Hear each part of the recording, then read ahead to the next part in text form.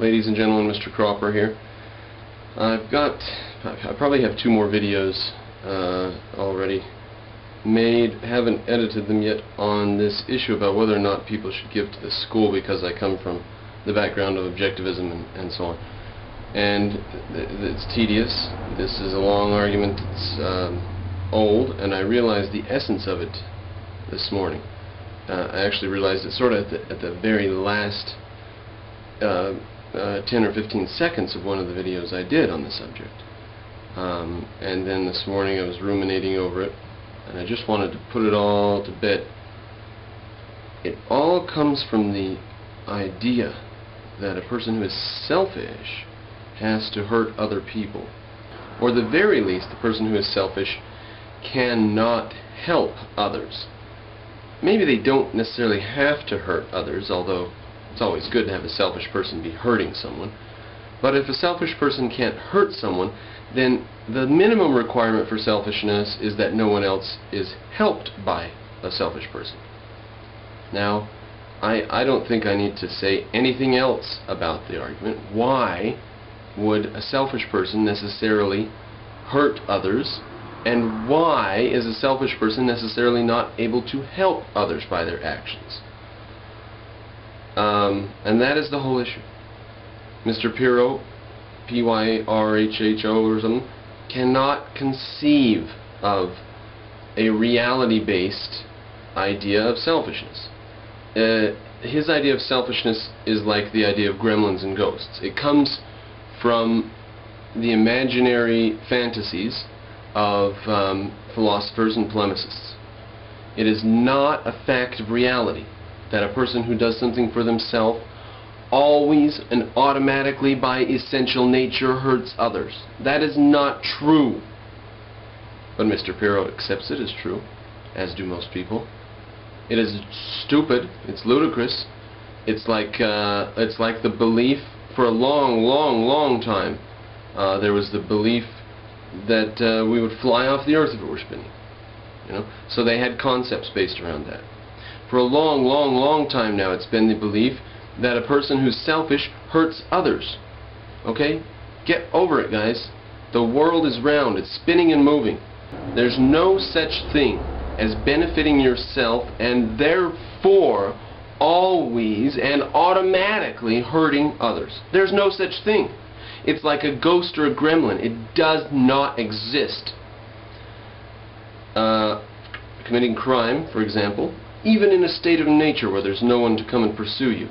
If you just go and rob and rape and plunder villages and stuff, that's no benefit to you. You are reducing the productivity and riches of the world around you. The best way to benefit yourself, the best way for you to have a better living would be to trade with those people, not maraud their village. So it doesn't matter what context you say it in. Someone who thinks they're helping themselves is the definition here we have to switch over to. A deluded person who thinks they are helping themselves is selfish. So all selfish people are delusional, so it's not possible to be selfish without being delusional. That doesn't fly. Sorry. Well, wait a minute. That's what it's got to be then. I think so. The definition of selfish, according to Mr. Pirro and others, is a person who is delusional in thinking that they are helping themselves, because they are actually harming themselves and harming others. And if they do help themselves, they have to harm others. Remember that part. What a strange concept. This is as bad as the concept of gravity before Newton. Aristotle originated some of the thinking on gravity before Newton. Heavy things seek their place at the bottom of the earth, the center, and light things seek their place up higher, up in heaven, because that is the nature of them. That's got to be discarded. That's no good. That concept has to go. That's not why things fall, because they're light, they float, and because they're heavy, they fall. You've seen the feather on the moon, the hammer and the feather. Neil Armstrong dropped the two, and the hammer and the feather hit at the same time. So we've got to just dispense with that concept of gravity that we had before Newton came along. Just got to get rid of it. Ladies and gentlemen, I'm pointing out to you the fallacy, the ridiculous adolescent juvenile fallacy of saying that a person who helps themselves automatically and always hurts others. That is stupid.